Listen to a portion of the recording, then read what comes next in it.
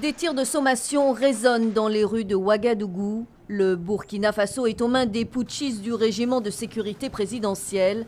À leur tête, le général Gilbert Diendéré, considéré comme le militaire le plus influent du pays, ce proche de l'ancien président Blaise Compaoré vient de prendre le pouvoir et il a laissé le soin à un autre militaire de l'annoncer.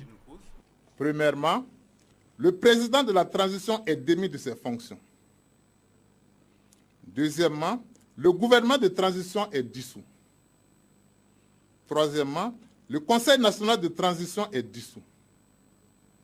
Quatrièmement, une large concertation est engagée pour former un gouvernement qui se dévouera à la mise en ordre politique pour aboutir à des élections inclusives et apaisées. Les putschistes ont également décrété un couvre-feu de 19h à 6h et ordonné la fermeture des frontières terrestres et aériennes jusqu'à nouvel ordre. Depuis mercredi, ils retiennent en otage une partie du gouvernement dont le président de la transition, Michel Kafando, et son premier ministre, le colonel Zida. Ils dénoncent l'exclusion des anciens partisans de Blaise Compaoré à la présidentielle du 11 octobre et font régner un climat de terreur.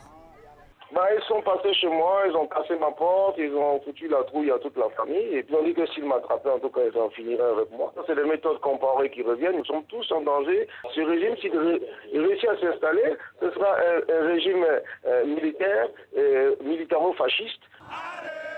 Quelques heures après ce nouveau coup d'État militaire, des centaines de personnes sont descendues dans la rue. On dénombre déjà au moins un mort et une soixantaine de blessés. Le général Gilbert Diendéré prétend n'avoir eu aucun contact avec l'ancien président Blaise Compaoré. Il affirme aussi avoir le soutien de l'armée.